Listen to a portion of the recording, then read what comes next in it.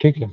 तो जैसे कि हमने पहले देखा था सिस्टम डिजाइन क्या होता है। सिस्टम डिजाइन किसी भी सिस्टम को बनाने के लिए जो एलिमेंट्स का हम डिजाइनिंग करते हैं उसे ही सिस्टम डिजाइनिंग कहते हैं। ठीक है। तो सबसे पहले रिकैप करते हैं थोड़ा सा जो हमने पहली वीडियोस में देखा था। पहली वीडियो में हमने देखा था कि सिंगल सर्वर क्या होता है, सिंगल सर्वर को हम कैसे सेटअप करते हैं डाटाबेस के साथ। उसके बाद हमने सिंगल सर्वर में जो जो इश्यूज आए थे इसकी वजह से हमने उसे स्केल करा था, वर्टिकल स्केलिंग, हॉरिजॉन्टल स्केलिंग। फिर हमने लोड बैलेंसर लगाया था, डाटाबेस को रेप्लिकेट करा था, डाटाबेस की परफॉर्मेंस को इम्प्रूव करने के लिए हमने कैसे और सीडीएन लगाया था। उसके बाद हमने देखा था कि वेब टायर क्या होता है, उसके आर्किटेक्चर देखे थे। फिर हमने डाटा को मतलब सर्वर्स को अलग अलग जियो लोकेशंस पे रखा था, तो डाटा सेंटर्स देखा था। उसके बाद हमने मैसेज क्यू देखा कि मैसेज क्यू करता क्या है। फिर हमने कुछ टूल्स ऐड करे थे, लॉगिन, मॉनिटरिंग और मैट्रिसेस। उसके बाद हमने उसमें ऑटोमेशन भी देखा था। फिर हमने कैलकुलेट करा था कि अवेलेबिलिटी नंबर क्या होता है, सर्विस लेवल एग्रीमेंट क्या होता है। उसके बाद हमने ये देखा था कि हम क्यूपीएस और स्टोरेज की रिक्वायरमेंट कैसे निकाल सकते हैं किसी भी पर्टिकुलर सिस्टम की।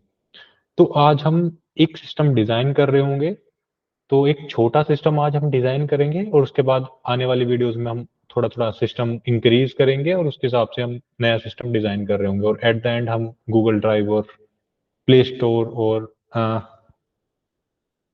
यूट्यूब भी डिजाइन कर रहे होंगे। तो स्टार्ट करते हैं। आज हम डिजाइन कर रहे होंगे कि रेट लिमिटर एक सिस्टम होता है, उसे हम कैसे डिजाइन करते हैं। सबसे पहले हम ये देखेंगे कि रेट लिमिटर होता क्या है, उसके बेनिफिट्स क्या होते हैं, गाइडलाइंस क्या होती हैं अगर हम उसे बना रहे होंगे तो, और साथ में हमारे पास मल्टीपल एल्गोरिथम्स होती हैं रेट लिमिटर को बनाने के लिए। तो कुछ बहुत सारी एल्गोरिथम्स होती हैं लेकिन उसमें से कुछ हम टॉप मोस्ट इम्पोर्टेंट 3 एल्गोरिथम पढ़ रहे होंगे। उसके बाद देख रहे होंगे कि रेट लिमिटर का आर्किटेक्चर कैसे होता है, उसमें अगर हम किसी सिस्टम को बना रहे हैं तो उसके रूल्स क्या होंगे। फिर हम थोड़े थोड़े चैलेंजेस और हेडर्स की बात करेंगे। ठीक है। तो सबसे पहले स्टार्ट करते हैं कि रेट लिमिटर होता क्या है। तो जैसा कि नाम में हमें पता लग रहा है कि हम किसी चीज को लिमिट कर रहे होंगे। तो कैसे रेट लिमिटर एक सिस्टम होता है बेसिकली। तो ये मान लो कि तुम्हारे पास क्लाइंट या किसी सर्विस पे बहुत सारी रिक्वेस्ट आ रही होती हैं, ट्रैफिक आ रहा होता है। तो रेट लिमिटर करता क्या है, उस ट्रैफिक को कंट्रोल करता है। अब इसका क्या मतलब हुआ कि हम ट्रैफिक को कैसे कंट्रोल कर रहे होंगे। तो एग्जांपल ले लेते हैं कि तुम्हारे पास एक क्लाइंट है, तुम्हारे पास एक सर्वर है। तो क्लाइंट तुम्हारे सर्वर को बहुत सारी रिक्वेस्ट कर सकता है। ठीक है। अब ऐसा भी हो सकता है कि वो 1 सेकंड में 1000 रिक्वेस्ट भेज दे। तो उससे होता क्या है, प्रॉब्लम क्या होती है कि तुम्हारा सर्वर ओवरलोडेड हो जाता है। ठीक है। तो उस प्रॉब्लम को ओवर करने के लिए ही हमारे पास एक सिस्टम आता है रेट लिमिटर। ये रेट लिमिटर करता क्या है, जो क्लाइंट की तरफ से नंबर ऑफ रिक्वेस्ट आ रही होती है किसी एक स्पेसिफिक पीरियड में, उसे लिमिट करता है। अब एक एग्जांपल और ले लेते हैं कि हमें पता है कि हमें एक लिमिट देनी है कि यूजर 1 सेकंड में 2 ही पोस्ट डाल पाए किसी एक सिस्टम पे। अगर मान लो कि 1 सेकंड में यूजर 3 पोस्ट डालना चाहेगा, तो हमारा जो रेट लिमिटर होगा उस तीसरी वाली रिक्वेस्ट को मना कर देगा कि तुम सिर्फ 1 सेकंड में 2 ही पोस्ट कर सकते हो। ठीक है। एक एग्जांपल और ले लेते हैं कि हमें एक आईपी एड्रेस से 10 अकाउंट ही बनवाने हैं एक दिन में, तो वहां भी हमारे पास रेट लिमिटर यूज हो जाता है। अगर किसी ऐप के पास कोई ऐसा है कि तुम एक रिवॉर्ड तुम्हें क्लेम करना होता है, तो तुम सिर्फ 5 बार ही कर सकते हो एक वीक में, इससे ज्यादा नहीं कर सकते, तो वहां भी रेट लिमिटर का यूसेज आ जाता है। तो रेट लिमिटर बेसिकली करता क्या है, एक सिस्टम होता है जो कि लिमिट करता है कि जितना ट्रैफिक तुम्हारे पास आ रहा है उसके हिसाब से वो लिमिट कर देगा कि जो तुम्हारा सिस्टम चाहता है कि 5 पोस्ट करे एक दिन में, सिर्फ 5 ही करने देगा। अगर 3 पोस्ट आती है तो उसे बेसिकली डिस्कार्ड कर देगा, ब्लॉक कर देगा उस कॉल को। तो इसलिए हम रेट लिमिटर का यूज करते हैं कि हमारे बेसिकली जो सर्वर है वो ओवरलोडेड ना हो, प्लस जितना हम चाहते हैं कि इतना ही यूजर हमारे सिस्टम से इंटरेक्ट कर पाए, उसे लिमिटेड करता है। तो वहां पर रेट लिमिटेड का काम आता है। ठीक है। अब इसके बेनिफिट्स क्या होते हैं, इसके आर्किटेक्ट पे अभी हम देख जाएंगे कि ये दिखता कैसा है, ये होता क्या है। सबसे पहले हम देख लेते हैं कि इसके बेनिफिट क्या होते हैं। अब मान लो कि कोई भी हैकर होता है, तो हैकर क्या कर सकते हैं, कोई भी एक स्क्रिप्ट रन कर सकता है और स्क्रिप्ट रन करके हमारी बैकएंड की एपीआई 1 सेकंड में बहुत बार कॉल करा सकता है। तो इस केस में होगा क्या, डिनाइल ऑफ सर्विस अटैक। तो होता क्या है कि जब एक तुम्हारा सर्वर एक लिमिटेड टाइम से ज्यादा काम करने लग जाता है, तो उस केस में जो होता है हमारा सर्वर ओवरलोडेड चला जाता है। इस केस में हमारे पास एक्स्ट्रा कॉस्ट हमें देनी पड़ती है, प्लस ओवरलोड होने की वजह से डिनाइल ऑफ सर्विस अटैक का भी एक चांस होता है। तो बेनिफिट ये होते हैं कि जब भी हम कोई सिस्टम अपने सर्वर पे रेट लिमिटर लगा देते हैं, उसके बेनिफिट ये होते हैं कि एक तो हमारा सर्वर कभी भी ओवरलोडेड नहीं जाएगा। ओवरलोडेड नहीं जाएगा क्योंकि हमने रेट लिमिटर यूज कर रखा है कि हम इतने ही पर्टिकुलर रिक्वेस्ट का रेस्पॉन्स भेज रहे होंगे क्लाइंट को। अगर इससे ज्यादा हमारे पास कोई भी रिक्वेस्ट आती है तो हम उन्हें ब्लॉक कर रहे होंगे। तो ओवरलोड हमारा सर्वर नहीं जाएगा। उस सिनेरियो में हमारे पास जो कॉस्ट होगी वो सेम ही आ रही होगी। इसका मतलब है कि हमारी कॉस्ट इंक्रीज नहीं हो रही होगी, ठीक है। और तीसरा बेनिफिट ये रहता है कि जो डिनाइल ऑफ सर्विस अटैक होता है उससे हमारे सिस्टम को हम बचा सकते हैं रेट लिमिटर का यूज करके, ठीक है। तो ये तीन चार बेनिफिट हमारे पास होते हैं कि अगर हम किसी भी रेट लिमिटर को अपने सिस्टम में लगा देते हैं तो कॉस्ट ज्यादा नहीं आएगी, डिनाइल ऑफ सर्विस अटैक का भी कारण बच जाते हैं, और चीजें डिना और ओवरलोड भी नहीं होता हमारा सर्विस, ठीक है। तो अब देखते हैं कि रेट लिमिटर होता क्या चीज है। तो अपने फ्लो डायग्राम पे आते हैं। तो होता क्या है कि सबसे पहले हम इसका फ्लो डायग्राम कंप्लीट करते हैं। हमारे पास एक यूजर होता है, जहां यूजर के अंदर क्लाइंट मतलब कि हमारे पास मोबाइल ऐप भी हो सकता है, वेबसाइट भी हो सकती है, जैसे कि हमने पहले देखा था। तो मान लो कि क्लाइंट ने कोई भी एक रिक्वेस्ट करी, तो वो रिक्वेस्ट जो होगी वो हमारे पास रेट लिमिटर के पास जाएगी। रेट लिमिटर एक मिडलवेयर की तरह काम करेगा सर्वर्स के पहले। तो ये सर्वर्स पे हम लगाते हैं रेट लिमिटर।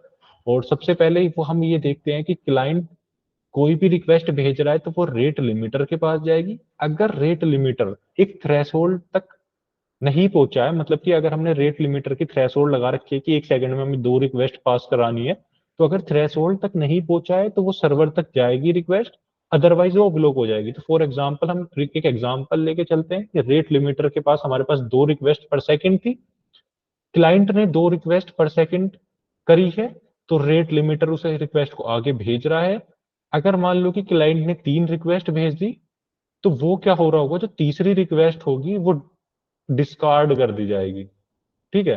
तो डिस्कार्ड का मतलब ये है कि अगर दो रिक्वेस्ट गई तो वो पास हो गई हमारे रेट लिमिटर से आगे, और अगर तीसरी रिक्वेस्ट पर सेकंड उसी टाइम पे आ रही है तो रेट लिमिटर क्या करेगा, उसे डिस्कार्ड कर देगा और क्लाइंट को 4 to 9 एक रिक्वेस्ट भेज देगा कि भैया डिनाई लो, तुम्हारा हमने क्या करा है, रेट लिमिट कर दी है, तुम इससे ज्यादा यूज नहीं कर सकते इसको।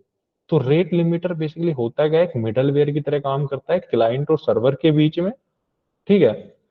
वो अगर तुम एक पर्टिकुलर थ्रेशोल्ड तक एपीआई जो हमने सेट कर रखी है रेट लिमिटर की, रूल्स जो हमने सेट कर रखे हैं उसके हिसाब से अगर क्लाइंट एक्सेस करता है तो वो सही आगे जाने देता है, अदरवाइज उस रिक्वेस्ट को वो डिनाइल कर देता है कि इस रिक्वेस्ट को मैं ड्रॉप कर रहा हूँ क्योंकि ये इससे आगे चली गई है। अब हमारे पास ये आता है कि जब हम ये रेट लिमिटर बना रहे होंगे तो ये कैसे कैसे बना रहे होंगे, मतलब कैसे कैसे इन द सेंस कि इसके अंदर हम इसे यूज कहाँ पे करेंगे, इसके लिए पर्टिकुलर रिक्वायरमेंट क्या होगी, तो उन पे एक बार चीजें हम देख लेते हैं। सबसे पहले अगर हम रेट लिमिटर बना रहे हैं, ठीक है, तो हमें ध्यान देना होता है कि इस रेट लिमिटर की लिमिट क्या होगी, बेसिकली किस लिमिट पे वो काम करेगा, कि इसके रूल्स क्या होंगे, वो सारे हम रूल्स देख रहे होंगे। दूसरा कि अगर रेट लिमिटर हम लगा रहे हैं तो ये कम से कम मेमोरी यूज करे, ठीक है। जितना कम मेमोरी यूज करेगा उतना हमारे लिए अच्छा होगा कि कॉस्टली कम होगा रेट लिमिटर। दूसरा, इसके पास लिमिट कितनी होंगी। तीसरा, अगर हम रेट लिमिटर लगा रहे हैं तो ये डिस्ट्रीब्यूटेड सिस्टम पे काम करे। डिस्ट्रीब्यूटेड सिस्टम पे मतलब कि हमारे पास मल्टीपल सर्वर्स हो सकते हैं, तो ये रेट लिमिटर हमारे मल्टीपल सर्वर्स पे काम करे। अगर हम कुछ डिजाइन बना रहे हैं तो वो मल्टीपल सर्वर्स पे भी काम करना चाहिए। उसके बाद कि अगर रेट लिमिटर किसी वजह से किसी वजह से कुछ दिक्कत में आता है, मतलब उसके साथ कुछ एक्सेप्शंस होती हैं, कुछ होती है, तो हमारे पास एरर हैंडलिंग के भी मेथड होने चाहिए। ऐसा ना हो कि रेट लिमिटर हमारा डाउन जाए जिसकी वजह से हमारा एंटायर सिस्टम डाउन चला जाए। तो ऐसा नहीं होना चाहिए कि एक तो हमारे पास रेट लिमिटर को हम बना रहे हैं तो हमारे पास लिमिट हमें ध्यान रखनी होती है। दूसरा कि कम से कम मेमोरी देखे। चौथा, हमारे पास डिस्ट्रीब्यूटेड सिस्टम में काम करे। उसके बाद हमने हमें ये भी देखना होता है कि अगर ये फेल हो जाए तो उसे हम एरर हैंडलिंग कैसे कर रहे होंगे, और जिसकी वजह से अगर ये डाउन जाए तो पूरा सिस्टम हमारा डाउन ना जाए, ठीक है। अब हमने बात कर ली कि रेट लिमिटर कि रिक्वायरमेंट हमने देख ली कि हमें ये चीजों पे काम करना है।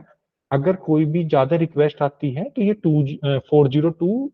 429 रिक्वेस्ट सर्वर एरर हमें वापस दे देता है कि तुम्हारी टू मेनी रिक्वेस्ट हो गई है। ठीक है, अब बात करते हैं, हमने ये देखा कि रेट लिमिटर होता क्या है, उसके बेनिफिट्स क्या होते हैं, उसके हमने रिक्वायरमेंट देख लिया कि अगर हमें किसी रेट लिमिटर को बना रहे हैं तो उसके लिए हमें क्या क्या चीजें ध्यान में रखनी होती है। अब इसके कुछ गाइडलाइंस भी होती है कि तुम रेट लिमिटर बना रहे हो तो तुम्हें क्या क्या चीजें और सोचनी पड़ती हैं। ऐसा कभी नहीं होता कि रेट लिमिटर हमारा एक चीज पे लगता है कि सिर्फ तुमने सर्वर से पहले लगा दिया। ऐसा नहीं है, हम मल्टीपल जगह रेट लिमिटर लगा सकते हैं। मल्टीपल जगह मतलब कि हम चाहें तो सिर्फ एपीआई में लगा सकते हैं, दैट्स इट, कि एपीआई पे लिमिट कर दें। अगर हम चाहें तो सिर्फ ओथ जीरो की एपीआई में लगा दें। हम चाहेंगे कि सिर्फ पोस्ट अगर हम कर रहे हैं किसी चीज पे सिर्फ पोस्ट वाली पे लगा दें। तो ये डिपेंड करता है कि मल्टी जो तुम्हारा बिजनेस लॉजिक है, बेसिकली जो तुम्हारा प्रोजेक्ट है, उस चीज पे डिपेंड करता है कि रेट लिमिटर बेसिकली लगाना कहाँ है। तो इसका एक पर्टिकुलर ऐसा सॉल्यूशन नहीं होता कि तुम बस यहाँ पे लगा सकते हो। ये चेंज होता है कि कंपनी के रिक्वायरमेंट के बेसिस पे हम रेट लिमिटर चेंज कर सकते हैं, तो उसमें कोई दिक्कत नहीं होती। ठीक है, अब हम देखते हैं कि उसके गाइडलाइंस क्या क्या होता है। सबसे पहले हमें, अगर हम रेट लिमिटर बना रहे होते हैं तो सबसे पहले हमें ये ध्यान में देना होता है कि जो तुम्हारे पास जो करंट टेक्नोलॉजी है, जिसमें तुम काम कर रहे हो, जिसमें तुम्हारा प्रोजेक्ट है, तो क्या उसमें तुम रेट लिमिटर बना सकते हो। मान लो कि तुम पाइथन में काम कर रहे हो, ठीक है, तो क्या पाइथन इतनी सफिशियंट है कि तुम रेट लिमिटर पाइथन लैंग्वेज में बना पाओ। तो सबसे पहले तुम्हें ये देखना होता है कि जब भी तुम रेट लिमिटर बना रहे होते हो अपने सिस्टम के लिए, तो क्या तुम्हारा जो करंट स्टैक है वो रेट लिमिटर बनाने में सफिशियंट है कि नहीं। तो सबसे पहले मेन चीज कि तुम्हें अपनी करंट टेक्नोलॉजी देखनी होती है। दूसरा, तुम्हें ये देखना होता है कि तुम्हें कौन सी एल्गोरिथम यूज करनी है रेट लिमिटर के लिए। तो जैसे कि हमने बात करी, रेट लिमिटर के पास मल्टीपल एल्गोरिथम होती हैं, मल्टीपल एल्गोरिथम के साथ हम जा सकते हैं। अब दूसरी चीज होती है कि पहली चीज हमने देखा कि कौन सी टेक्नोलॉजी हम बनाना है, दूसरी चीज हमें देखनी होगी कि कौन सी एल्गोरिथम हम यूज करेंगे रेट लिमिटर के लिए, और तीसरी चीज हमें ये देखनी होती है कि रेट लिमिटर हमें लगाना कहाँ है। हमें ओथ वाली एपीआई में लगाना है, या सारी एपीआई में लगाना है, या सिर्फ पोस्ट वाली एपीआई में लगाना है। तो तीसरी चीज हमें ये देखनी होती है। ठीक है, तो जब हम ये तीन चीज डिसाइड कर लेते हैं कि हम कौन सी टैग ले रहे हैं, हम कौन सी एल्गोरिथम ले रहे हैं, और हम इसे रख कहाँ पर है, इन तीनों के बाद ही हम ये रेट लिमिटर सिस्टम डिजाइन कर सकते हैं। ठीक है, तो गाइडलाइंस ये कहती हैं सबसे पहले टेक्नोलॉजी देख लो, एल्गोरिथम देख लो, और प्लेस देख लो कि तुम्हें रखनी कहाँ है। ये तीन चीजों के बेस पे हम फिर रेट लिमिटर को आगे बढ़ सकते हैं। तो हमने ये देख लिया कि जो हम करंट डिजाइन बना रहे होंगे वो हम अपनी एपीआई में रख रहे होंगे, मतलब सर्वर से पहले रख रहे होंगे कि हम अभी जो हम डिजाइन कर रहे होंगे वो नॉर्मल जनरलाइज वे में कर रहे होंगे। हमारी कोई भी एपीआई आए इस रेट के बेस पे काम करे। मतलब मान लो कि 4 एपीआई पर सेकंड हम दे रहे होंगे, या 10 एपीआई पर सेकंड दे रहे होंगे अपने ओथ को, या फिर किसी भी एपीआई को। हम बेसिकली एपीआई गेटवे पे अभी रख रहे होंगे कि कोई भी एपीआई आए हमारा ये रूल पास करना चाहिए, दैट्स इट। ठीक है, और करंट स्टैक की हम बात करें तो टेक्नोलॉजी तो बहुत सारी टेक्नोलॉजी में बन सकता है। एंड मतलब जो नॉर्मल जो चीजें यूज करते हैं वो जावा, पाइथन और जावा स्क्रिप्ट, इन तीनों में ही रेट लिमिटर बन सकता है। दूसरा, हम बात करेंगे कि कौन कौन सी एल्गोरिथम्स हम यूज कर सकते हैं, तो हम बेसिकली 3 एल्गोरिथम पढ़ रहे होंगे। और उसके बाद कहाँ पे रख रहे होंगे, हमने बता दिया कि हम एपीआई गेटवे में रख रहे होंगे। तो सबसे पहले स्टार्ट करते हैं कि एल्गोरिथम्स, हम बेसिकली 3 एल्गोरिथम पढ़ेंगे, टोकन बकेट, लीकिंग बकेट और फिक्स्ड विंडो काउंटर। तो स्टार्ट करते हैं टोकन बकेट से कि ये टोकन बकेट होती क्या है। ठीक है, तो टोकन बकेट की अगर हम बात करें कि टोकन बकेट क्या है, टोकन बकेट एक रेट लिमिटिंग एल्गोरिथम होती है। ठीक है, अब जैसे कि मैंने बात करी टोकन और बकेट, ये दो नाम अगर हम ध्यान से देखें, टोकन का मतलब है कि तुम्हारे पास टोकन होगा। तो तुमने एक एग्जांपल लेके मैं बताता हूँ, हम किसी भी शॉप में जाते हैं, होटल्स में जाते हैं, तो वो हमसे क्या करते हैं, मेन्यू ले लेते हैं, वहां से हम टोकन ले लेते हैं उन्हें पेमेंट करके। अगर हमारे पास फिर हम अंदर जाते हैं तो टोकन हम देते हैं, उस टोकन के बेस पे हमें चीजें मिल जाती है कि तुमने इस चीज का टोकन लिया है, तुम्हें ये चीज मिल गई।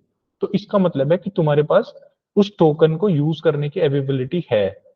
टोकन मतलब किसी भी सामान को लेने के लिए कुछ एक चीज तुम्हें दिखानी पड़ती है, उस दिखाने के बाद वो तुम्हें चीज मिल जाती है। बकेट मतलब एक तरीके से कंटेनर, कि तुम्हारे पास कंटेनर है और उस कंटेनर के अंदर तुम्हारे पास अवेलेबिलिटी है उस चीज को करने की। तो टोकन बकेट, जैसा कि हमने नाम से देखा, इस एल्गोरिथम को देखते हैं कि एल्गोरिथम करती क्या है। बेसिकली जो अमेजन और स्ट्राइप होते हैं ना, वो टोकन बकेट एल्गोरिथम का ही यूज कर रहे होते हैं अपने रेट लिमिटर में। तो जो अमेजन और स्ट्राइप के रेट लिमिटर हैं, वो टोकन बकेट ही यूज कर रहे होते हैं। अब ये टोकन बकेट काम कैसे करती है, इस चीज पे हम डिस्कस करते हैं। तो होता क्या है, हमारे पास एक स्पेस है, ये बकेट है, ठीक है। तो इस बकेट में हम ये देखते हैं कि हमारे पास, मान लो कि इस बकेट में हमारे पास 4 टोकन रखने की क्षमता है। तो कैपेसिटी जो है इस बकेट की वो 4 है, एग्जाम्पल के लिए रख लो, ठीक है। और जो रिफिलर है, रिफिलर मतलब एक टाइम के बाद हम दोबारा बाल्टी को भर रहे होंगे। इनिशियली मान लो कि हमारे पास बाल्टी में जो टोटल स्टोरेज है वो 4 टोकन रखने की स्टोरेज है। और जो रिफिलर हमने सेट कर दिया है कि हर एक सेकंड में हम 3 रिफिलर भर रहे होंगे, ठीक है। तो होता क्या है कि जब यूजर रिक्वेस्ट करता है, तो हम चेक करते हैं कि क्या बाल्टी में हमारे पास टोकन है। अगर टोकन है तो हम एक टोकन लेके आगे बढ़ जाते हैं और सर्वर के पास हमारी रिक्वेस्ट चली जाती है। अब मान लो कि हमारे पास जो कैपेसिटी थी वो एक सेकंड में वो 4 की थी, ठीक है। तो यूजर ने दूसरी रिक्वेस्ट करी, दूसरा टोकन यूज कर लिया। फिर तीसरी रिक्वेस्ट करी, हमारे पास टोकन था, एक्सेस हो गया, सक्सेस हो गया। चौथी थी, चौथा हमारे पास मिला और सक्सेस हो गया। वहीं यूजर ने एक सेकंड के अंदर ही पांचवी रिक्वेस्ट कर दी। अब जैसे ही पांचवी रिक्वेस्ट मिली, बाल्टी के पास टोकन नहीं थे, मतलब बकेट के पास टोकन नहीं थे, 4 टोकन हम ऑलरेडी यूज कर चुके थे। इसका मतलब है कि टोकन नहीं थे, तो हमारी जो रिक्वेस्ट थी वो ड्रॉप हो जाती है, ठीक है। और वहीं पे फिर एक सेकंड जैसे ही कंप्लीट होता है, रिफिलर फिल आएगा, रिफिलर रिफिल कर देगा बाल्टी को, 3 टोकन दोबारा डाल दिए, ठीक है। उसके बाद ये हम सेट कर सकते हैं, ये जो 2 पैरामीटर्स होते हैं हमारे पास, कि बाल्टी की कैपेसिटी कितनी होगी और रिफिलर किस रेट से रिफिल कर रहा होगा, ये हम सेट कर सकते हैं अपने हिसाब से। हमने एक एग्जांपल लिया था कि बाल्टी की जो कैपेसिटी थी वो 4 थी, रिफिलर जो रिफिल कर रहा था वो 3 कर रहा था। तो अगर हमारे पास बाल्टी में टोकन मिलेगा तो वो आगे जा रहा होगा, अगर बाल्टी में टोकन नहीं मिला तो वो ड्रॉप कर रहा होगा रिक्वेस्ट। तो हमारा जो एल्गोरिथम चलती है वो इसी हिसाब से चलती है कि हमारे पास एक कैपेसिटी थी, उस कैपेसिटी में हम इतने सेकंड में रिफिल कर रहे थे, ठीक है। अगर यूजर ने रिक्वेस्ट करी और हमारे पास टोकन मिला बाल्टी में तो वो सक्सेस हो रहा होगा, अदरवाइज हम उसे ड्रॉप कर रहे होंगे। और ड्रॉप इस तरीके से करेंगे कि यूजर को मैसेज दे रहे होंगे कि 429, इसका मतलब है टू मैनी रिक्वेस्ट। तो ये थी हमारी जो सबसे सिंपल एल्गोरिथम थी, टोकन बकेट एल्गोरिथम, जो अमेजन और स्ट्राइप यूज करते हैं। तो इसका मतलब यही होता है कि हर एक रिक्वेस्ट एक टोकन कंज्यूम कर रही होती है। अगर यूजर रिक्वेस्ट भेजता है तो हम चेक करते हैं कि बकेट में अगर टोकन है तो सक्सेस होगा, अदरवाइज ड्रॉप को हम, जो रिक्वेस्ट होगी उसे हम ड्रॉप कर रहे होंगे, ठीक है। अगर बहुत सारी रिक्वेस्ट आई, जितने टोकन उतनी पास होगी, अदरवाइज सारी ड्रॉप हो जाएंगी, ठीक है। तो इस एल्गोरिथम के 2 पैरामीटर होते हैं, एक बकेट साइज और दूसरा रिफिलर टाइम। रिफिलर का क्या रेट होता है बेसिकली, तो मतलब कि कितने मैक्सिमम नंबर ऑफ टोकन हम बकेट में रख सकते हैं। और रिफिल रेट मतलब कि कितने टाइम बाद हम नंबर ऑफ टोकन्स बाल्टी में रख रहे होते हैं। तो ये 2 कंस्टेंट्स हमारे पास होते हैं। इन दोनों कंस्टेंट्स को चेंज करके हम इस एल्गोरिथम को अपने अकॉर्डिंग चेंज कर सकते हैं। मान लो कि हमें जरूरत है कि हमारे पास जो बाल्टी है उसमें भी 3 ही हम रखें, और जो रिफिलर है वो 3 ही हमारा एक सेकंड में पास करे। तो इसका मतलब है कि हमारी जो रिक्वेस्ट होंगी, नंबर ऑफ 3 रिक्वेस्टेड एक सेकंड में हमारे पास रेट लिमिटर दे रहा होगा, ठीक है। अब इस एल्गोरिथम के फायदे क्या होते हैं, नुकसान क्या होते हैं, क्योंकि हमारे पास बहुत सारी एल्गोरिथम होती हैं अपने आप। हर एल्गोरिथम का एक फायदा, हर एल्गोरिथम का एक नुकसान। तो फायदा ये रहता है कि एल्गोरिथम ये आसान रहती है, मेमोरी कम घेरती है क्योंकि हम 3 ही रख रहे हैं और रिफिलर का भी हम रेट रख रहे हैं, तो मेमोरी एफिशिएंट होगी, एल्गोरिथम इजी टू अंडरस्टैंड होगी। अब इसके नुकसान बस 2 ही है, कि हमारे पास 2 पैरामीटर होते हैं, एक बकेट साइज और एक रिफाइलर रेट। इन दोनों को हमें ट्यून करना पड़ता है अपने हिसाब से। तो ये एक उसका डिसएडवांटेज है कि इसकी कुछ बनी बनाई चीजें नहीं होती, हमें अपनी सिचुएशन के हिसाब से इसे ट्यून करनी पड़ती है इन दोनों चीज को, जो कि थोड़ा मुश्किल होता है, ठीक है। ये थी पहली एल्गोरिथम कि टोकन बकेट क्या होता है। दूसरी हमारे पास एल्गोरिथम होती है लीकिंग बकेट। तो अगर हम जाएं दूसरे एल्गोरिथम पे तो उसका होता है लीकिंग बकेट।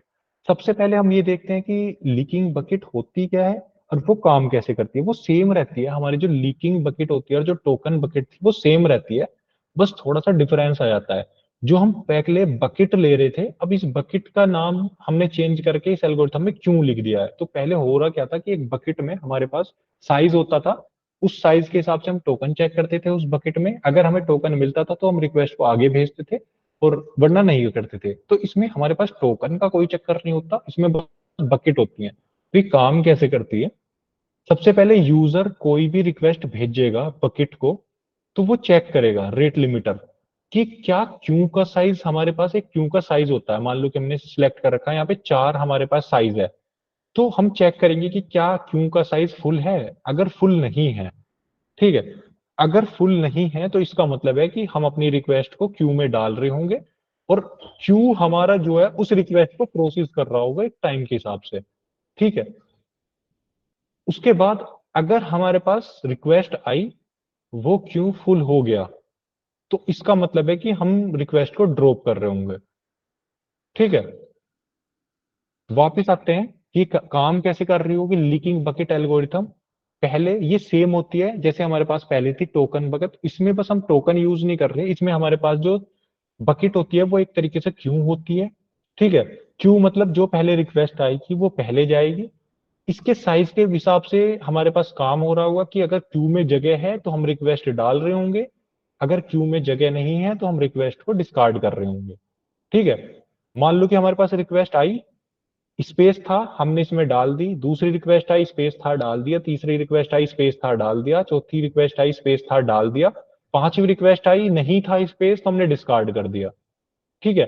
अब ये क्यू में आने के बाद हमारे पास एक टाइम इंटरवल होता है कि हम इस क्यू से नंबर ऑफ इतनी रिक्वेस्ट पास करा रहे होंगे एक सेकंड में। तो मान लो कि हमारे पास था कि हम एक सेकंड में 2 रिक्वेस्ट पास करा रहे होंगे, तो हमारे पास पहली रिक्वेस्ट जाएगी एक सेकंड में, दूसरी रिक्वेस्ट जाएगी दूसरे सेकंड में, और जो बाकी की रिक्वेस्टेड हैं, जैसे मान लो कि हमने पीछे से 4 रिक्वेस्ट आ गई लेकिन यहाँ पे जाएंगी 2 ही, तो 2 जो होंगी वो अगले सेकंड जाएंगी, और उसके बाद इसी हिसाब से आगे की रिक्वेस्ट चलती रहेंगी। तो इसमें हमारे पास 2 पैरामीटर्स होते हैं, एक तो जो क्यू का साइज होता है कि कितना साइज हमें रखना होता है क्यू का, और दूसरा इसमें पैरामीटर होता है कि हम एक सेकंड में कितनी रिक्वेस्ट प्रोसेस कर रहे होंगे, ठीक है। जैसे पहले हमारे पास था एक टोकन रिफिलर था और एक बकेट साइज था, तो इसमें बकेट साइज की जगह हमारे पास क्यू आ रही होंगी। तो पहले हो क्या रहा था कि हर एक टोकन है तो रिक्वेस्ट आगे जाएगी साथ साथ, अगर टोकन नहीं था तो नहीं जाएगी। लेकिन इसमें होता क्या है कि हमारे पास जो रिक्वेस्ट होती है वो क्यू के साइज के बेस पे होती है। क्यू एम्प्टी है, क्यू में जगह है तो रिक्वेस्ट डाल दी जाएगी, क्यू में जगह नहीं है तो रिक्वेस्ट ड्रॉप कर दी जाएगी। हर एक क्यू से एक सेकंड में प्रोसेस, या जितना भी हमने प्रोसेस रेट रख रखा होगा उसके हिसाब से रिक्वेस्ट आगे जाके रिक्वेस्ट हो रही होंगी। इसका फायदा क्या है, अब इसके नुकसान क्या है। फायदा यही है कि मेमोरी एफिशिएंट है, आसान है चीजें। इसमें भी वही सेम डिसएडवांटेज हमारे पास आता है कि हमारे पास 2 चीजें होती हैं, एक तो क्यू का साइज हम क्या रखें, और दूसरा कि हम अपना क्या प्रोसेसिंग रेट रखें ताकि हमारी चीजें चलें। इसमें एक डिसएडवांटेज और होता है कि मान लो कि हमारे पास क्यू का साइज था बहुत बड़ा, ठीक है, और जो प्रोसेसिंग रेट है वो बहुत कम है, तो इसकी मदद से होगा क्या, हमारा क्यू जल्दी भर जाएगा, प्रोसेस रेट आराम आराम से चल रहा होगा, जिसकी वजह से हमारे पास जो क्यू में होंगी वो ओल्ड ज्यादा रिक्वेस्ट होंगी, और मान लो कि नई रिक्वेस्ट हमारे पास बहुत ज्यादा इंपॉर्टेंट थी वो डिस्कार्ड हो जाएंगी। इसमें हम रिक्वेस्ट को आगे ज्यादा दे रहे हैं, लेकिन क्यू के बेस पे, पहले क्या था टोकन के बेस पे, कि एक इंटरवल में हमें पता है इतने ही टोकन भेजने हैं, लेकिन यहाँ पे हमें पता है कि एक इंटरवल में हमारा जो हम प्रोसीड कर रहे होंगे वो नंबर ऑफ रिक्वेस्टेड यहाँ पे होंगी। डिस्कार्ड की जो बेस है वो डिस्कार्ड इस बार क्यू के साइज के बेस पे है, इसलिए ऐसा हो सकता है कि पुरानी रिक्वेस्ट ज्यादा सेव हो जाए क्यू में और नई जो इंपोर्टेंट रिक्वेस्ट है वो ड्रॉप हो जाए। तो इसके एक चांसेस होते हैं इस वाले एल्गोरिथम में, ठीक है। तो ये थी हमारी number 2 algorithm, leaking bucket algorithm. तीसरी एल्गोरिथम हमारे पास होती है फिक्स्ड विंडो काउंटर एल्गोरिथम। अब ये क्या कर रही होती है, ठीक है। तो इस एल्गोरिथम में हम ऐसा नहीं करते, ना ही हम टोकन रखते ना ही हम क्यों रखते। इस एल्गोरिथम में हम डिपेंड करते हैं कि कितनी नंबर ऑफ रिक्वेस्ट हमारे पास आ रही है यूजर की तरफ से, ठीक है। और हमने एक कंस्टेंट रख दिया कि हमें भैया एक सेकंड में, मान लो कि 1 से 2 के बीच में हमें सिर्फ नंबर ऑफ जो सक्सेस हमें भेजनी है, वो 2 ही रिक्वेस्ट भेजनी है। एक एग्जांपल हम लेके चलते हैं।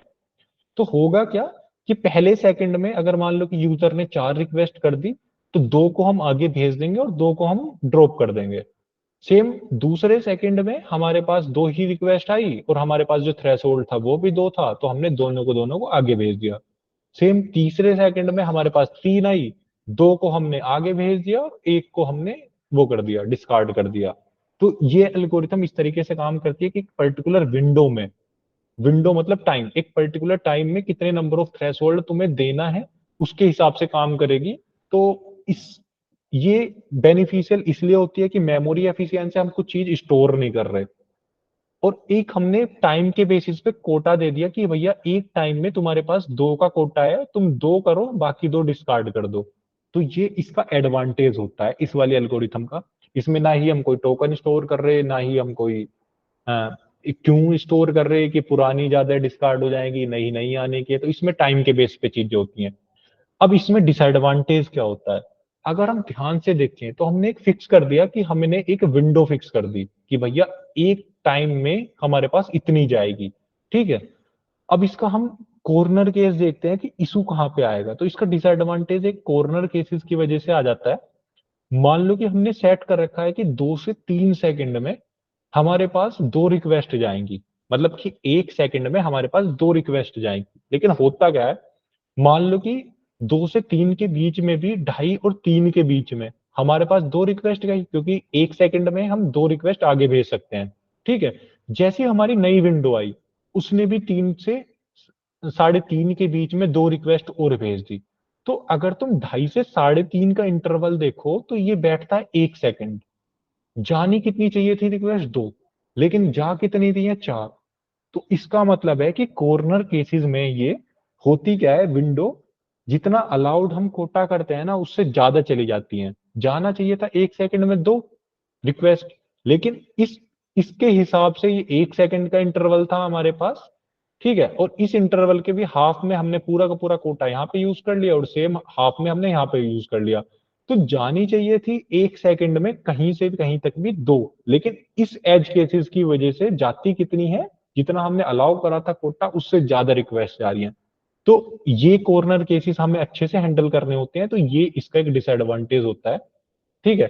इसमें हमारे पास ना ही बकेट होती है, ना ही साइज होती है। इसमें सिर्फ डिसएडवांटेज ये रहता है कि जो कॉर्नर केसेस होते हैं उसमें अलाउ कोटे से ज्यादा रिक्वेस्ट चली जाती हैं। तो ये थी हमारी फिक्स्ड विंडो काउंटर एल्गोरिथम। तो जो हमारी टीम थी, हमें बेसिकली ये देखना होता था कि सबसे पहले हमने ये देखा कि हमें कौन सी टैग सिलेक्ट करनी है गाइडलाइन के हिसाब से। दूसरा हमें ये देखना होता है कि कौन सी एल्गोरिथम हमें लेनी होती है। बहुत सारी एल्गोरिथम होती हैं, हर एक एल्गोरिथम का अपना एक प्रो, अपना एक कॉन्स होता है। हमने ये देख लिया कि टोकन बकेट क्या होती है, उसके फायदे क्या होते हैं, उसके नुकसान क्या होते हैं। फिर हमने देखा लीकिंग बकेट क्या होती है। उसके बाद हमने देखा फिक्स काउंटर एल्गोरिथम क्या होती है। अब इन सारी चीजों को मिला के हमारे पास जो रेट लिमिटर का एक हाई लेवल आर्किटेक्ट बनता है, उसे एक बार देख लेते हैं कि उस आर्किटेक्ट में चीजें होती क्या क्या हैं। और उसके बाद हम डिसाइड करते हैं कि हमें आगे कैसे अपना सिस्टम जो हम बना रहे हैं रेट लिमिटर, वो कैसे कंप्लीट करते हैं, ठीक है। तो हाई लेवल की अगर मैं बात करूं, तो होता क्या है कि हमें कुछ ना कुछ रूल्स भी रखने होते हैं और हमें काउंटर भी रखना होता है। अब मान लो कि अगर किसी एल्गोरिथम में हमारे पास टोकन होता है, किसी में हमें ये पता होना चाहिए कि एक पर्टिकुलर विंडो में हमें कितनी चीजें आगे बढ़ानी है। तो उसके लिए हम क्या रखते हैं, काउंटर एक सेव करा के रखते हैं। काउंटर मतलब कि इस पर्टिकुलर टाइम के अंदर ये कौन सी नंबर ऑफ रिक्वेस्ट जा रही है, ठीक है, उसे हम काउंटर कहते हैं। उसे हम इंक्रीमेंट कर सकते हैं 1 से, मतलब मान लो कि एक रिक्वेस्ट आई, एक काउंटर हो गया। दूसरी रिक्वेस्ट आई, उसे इंक्रीमेंट कर दिया 1 से, ठीक है। और उस काउंटर का हमारे पास एक एक्सपायर टाइम भी होता है। मतलब मान लो कि हमने सेट कर रखा है कि 1 सेकंड में हमारे पास 5 जाएंगी। तो काउंटर हो गया 5 कि एक रिक्वेस्ट आई, काउंटर हो गया 1। दूसरा इंक्रीज करी दूसरी रिक्वेस्ट, तीसरा 3। और हर एक सेकंड बाद हमें वो रिसेट भी करना होता है। तो उसका एक्सपायर टाइम क्या हो गया।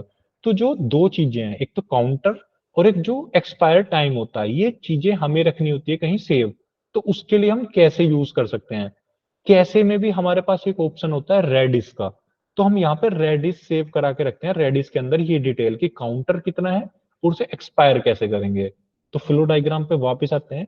सबसे पहले क्लाइंट हमारे पास सिस्टम को रिक्वेस्ट भेजेगा रेट लिमिट मिडलवेयर को, तो वो चेक करेगा, सबसे पहले चेक करेगा कि काउंटर कितना है। तो मान लो कि काउंटर हमारे पास जो थ्रेशोल्ड था वो 5 था, लेकिन अभी काउंटर कम है, तो काउंटर कम है तो वो एपीआई के पास रेस्पॉन्स भेज देगा। ठीक है, वहीं दूसरी रिक्वेस्ट आई, काउंटर कम था, रिक्वेस्ट भेज दी। तीसरा आया, काउंटर कम था, रिक्वेस्ट भेज दी। चौथा आया, चौथी कम था, भेज दी।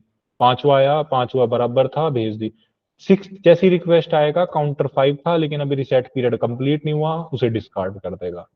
ठीक है, तो यहाँ पे हम रेडिस का यूज कर सकते हैं। तो रेडिस करता क्या है, कैसे की तरह हम स्टोर कर सकते हैं कि हमारे पास एक डाटा होना चाहिए जिसके बिहाफ में हम आगे बढ़ रहे हो। तो यहाँ पे एक नई टर्म आती है कैसे, जो हमें ऐड करनी होती है इसके आर्किटेक्ट में। यहाँ पे हम हमारे पास जैसे मैंने बताया रेडिस भी होता है ऑप्शन। तो सबसे पहले हम चेक करते हैं कि लिमिट रीच हुई है कि नहीं हुई है। अगर लिमिट रीच हो गई तो हम इसे ड्रॉप कर रहे होंगे, अदरवाइज हमारी रिक्वेस्ट एपीआई सर्वर तक जा रही होगी। ठीक है, तो ये था जो हमारे पास रेट लिमिटर होता है उसका आर्किटेक्ट, कि वो कैसे यूज करते हैं हम उसे। ठीक है, तो उसका हाई लेवल आर्किटेक्ट हो गया। उसके बाद हमारे पास आते हैं कुछ रूल्स। तो जैसे कि हमने पहले बात करी थी कि हमने ये देख लिया कि टेक्नोलॉजी कौन सी कर रहे हैं, फिर हमने एल्गोरिथम देख लिया, फिर उसका एक आर्किटेक्ट देख लिया। अब हमें देखना होता है कि उसके रूल्स कैसे हम लिख रहे होंगे। ठीक है, तो अगर हम कुछ भी सिस्टम बना रहे हैं रेट लिमिटर, तो उसके कुछ रूल्स होते हैं। अब मान लो कि जो तुम्हें रेट लिमिटर लगाना था वो मैसेज पे लगाना था। ठीक है, मैसेज पे कैसे लगाना था कि भैया कोई भी मैसेज आए, मतलब बहुत सारे मैसेज हो सकते हैं कि जिसका मैसेज टाइप हमारा पोस्ट हो, कि तुम पोस्ट कर रहे हो, उस कोई भी बंदा 10 पोस्ट कर पाए बस 1 मिनट में। तो इसके लिए रूल्स कैसे लिखे जाएंगे, तो सबसे पहले हम डोमेन लिखते हैं कि डोमेन जो हो हमारा मैसेजिंग हो। उसके बाद हम मैसेज टाइप लिखते हैं कि जो मैसेज टाइप हो वो पोस्ट टाइप का हो, कि जो भी मैसेज है पोस्ट वाले जो मैसेज हैं। अब मैसेज भी बहुत तरीके के हो सकते हैं। ठीक है, तो जो पोस्ट वाले मैसेज हैं उसकी जो लिमिट हो, वो रिक्वेस्ट जो हो वो 10 हो पर यूनिट, और जो यूनिट हो वो मिनट्स में हो। मतलब कि अगर तुम कोई पोस्ट मैसेजेस पे लिमिट लगा रहे हो तो उसमें तुम्हें कैसे लिखोगे कि रेट लिमिट जो हो मिनट्स में, मतलब कि तुम 10 रिक्वेस्ट कर पाओ पर मिनट। तो इसके लिए इस तरीके से हम रूल्स लिखते हैं। अगर हम मैसेजेस की बात करें, एक एग्जांपल और ले लेते हैं। तुम्हें ये लगाना है कि एक दिन में यूजर 1000 बार ही लॉगिन कर पाए, तो इसके लिए हम रूल्स कैसे लिखते हैं। तो हम लिखेंगे कि हमारा जो डोमेन है वो ओथ हो। ठीक है, उसका डिस्क्रिप्टर कैसे लिखेंगे कि जो ओथ टाइप अगर लॉगिन कर रहा है यूजर, ना कि साइन अप, कि अगर लॉगिन कर रहा है तो वो एक दिन में सिर्फ 1000 रिक्वेस्ट ही कर पाए। अगर 1001 करेगा तो जो हमारा लिमिटर होगा वो उसे डिस्कार्ड कर देगा।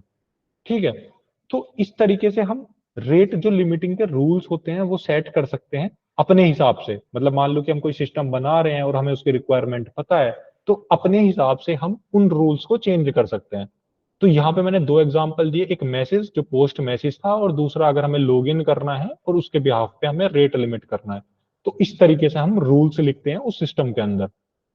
तो जो हमारा सिस्टम था रेट लिमिटर, हमने उसका आर्किटेक्ट देख लिया, एल्गोरिथम देख लिया, रूल्स देख लिया। अब बात आते हैं, अब यूजर ने, हमने डाल रखा है कि तुम 5 पोस्ट कर सकते हो 1 मिनट में, यूजर ने छठा पोस्ट करा, तो हमने क्या कर दिया, उसकी रिक्वेस्ट को ड्रॉप कर दिया। अब यूजर को कैसे पता लगेगा कि भैया यहाँ पे रेट लिमिटर लगा हुआ है, मुझे सिर्फ 1 मिनट में 5 ही रिक्वेस्ट करनी है, छठी मिनट में छठी पोस्ट नहीं कर सकता। तो फ्रंट एंड जो सर्वर है वो फ्रंट एंड को कुछ ऐसा देगा जिससे यूजर को पता तो लगे कि भैया अगर मैं रिक्वेस्ट छठी भेज रहा हूं तो उसमें दिक्कत क्या आई। 4 to 9 आ रहा है, टू मैनी रिक्वेस्ट आ रहा है, लेकिन यूजर को ये देख के पता लगे कि अब मुझे अपनी जो लिमिट है वो बैकएंड की लिमिट क्या है। हमने तो सेट कर दिया रूल कि भैया एक user 1000 bar he log in कर सकता है एक दिन में, लेकिन यूजर को कैसे पता लगेगा कि मुझे अब कितनी देर वेट करना है, या बैकएंड की क्या लिमिट है कि मैं अब लिमिट नहीं कर सकता, लॉग इन नहीं कर सकता। तो उसके लिए होता क्या है कि एचटीटीपी जो हम रेस्पॉन्स भेजते हैं उसमें इनमें से कोई एक हेडर ऐड कर देते हैं।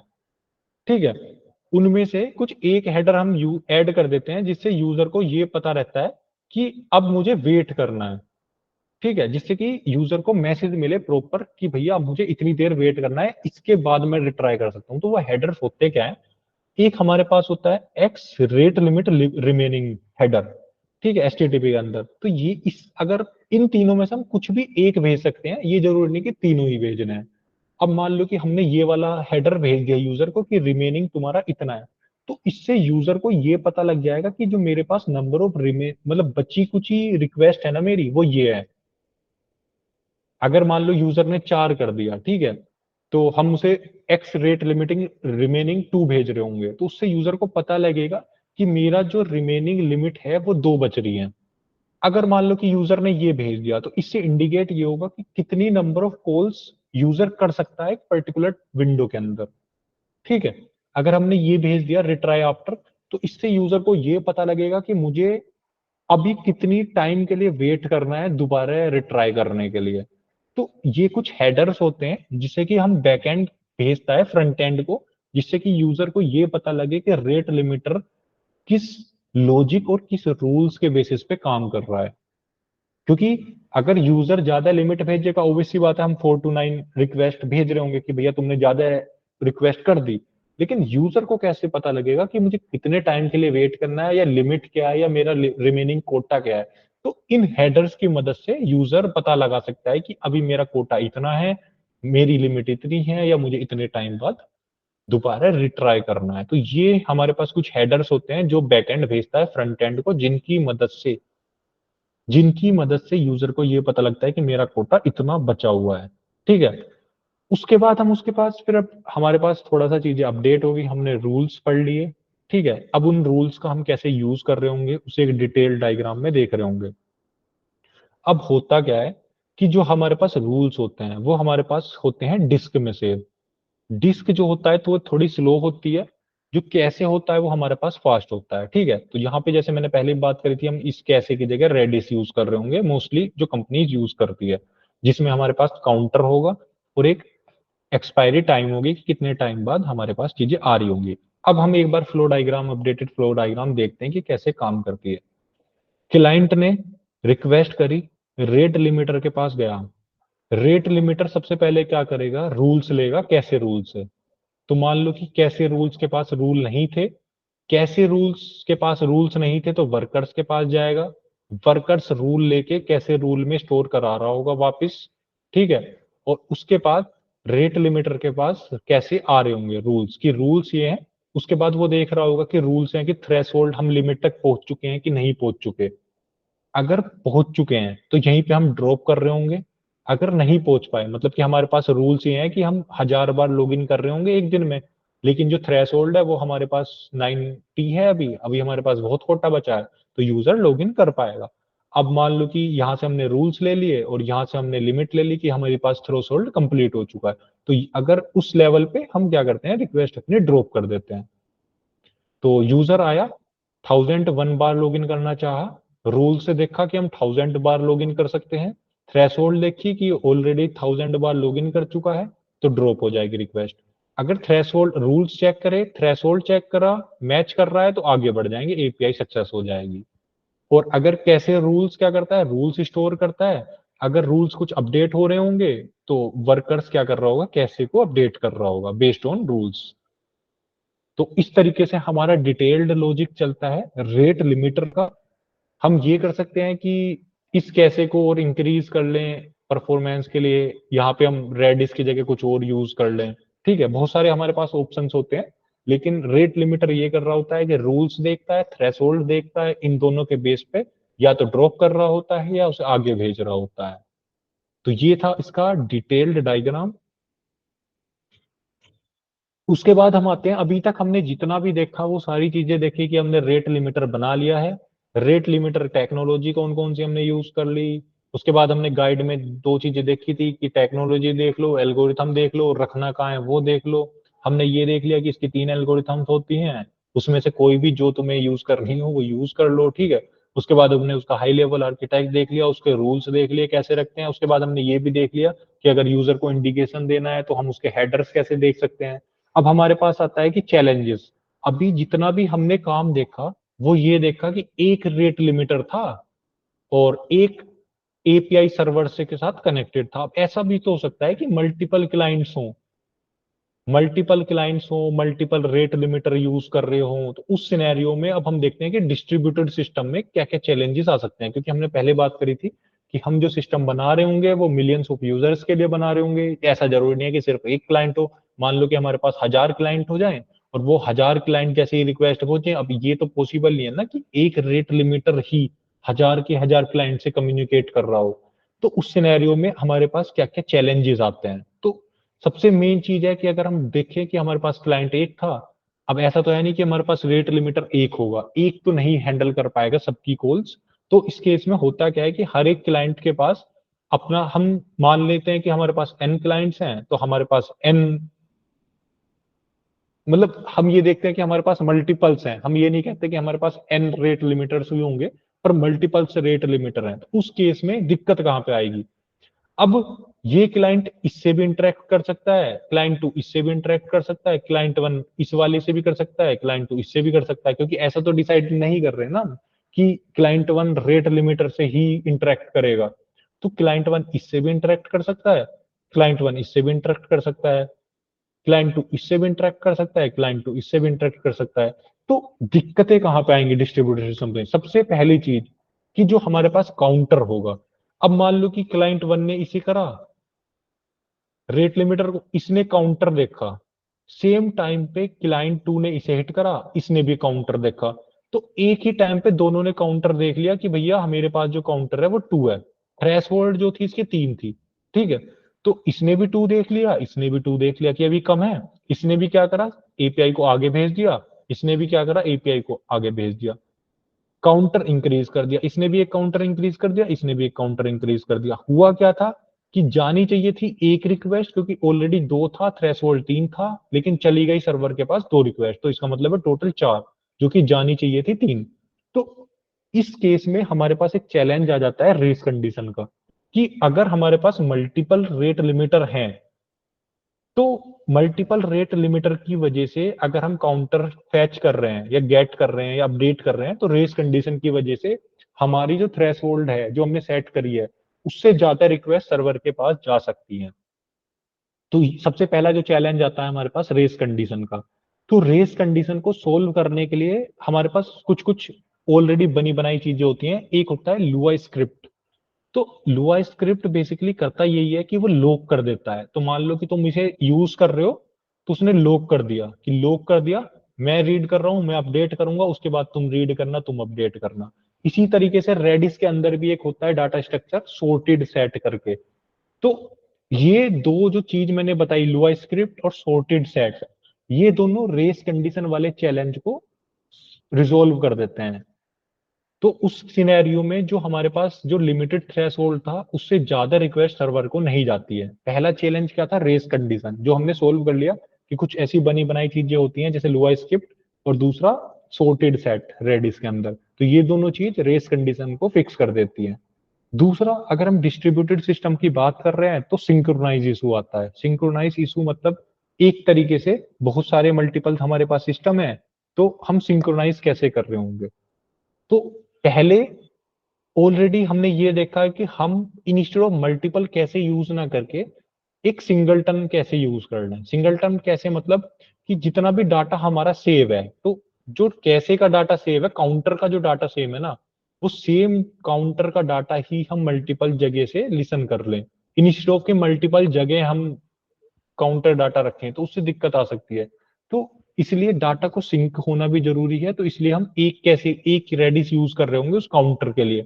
मान लो कि उसकी लिमिट 5 है, तो जितने नंबर ऑफ रेट लिमिटर हमारे पास हैं, वो सारे के सारे उस 5 के बिहाफ पे ही काम कर रहे होंगे कि अगर अपडेट करना है तो उस एक को ही करो, जिससे कि डाटा के सिंक्रोनाइज में कुछ दिक्कत ना हो। अगर हम अलग अलग काउंटर रखेंगे, तो मान लो कि हमने इसने इसे अपडेट कर दिया लेकिन इसने इसे अपडेट नहीं करा दूसरे वाले को, तो जिसकी वजह से नंबर ऑफ रिक्वेस्ट दोबारा ज्यादा जा सकती हैं सर्वर पे।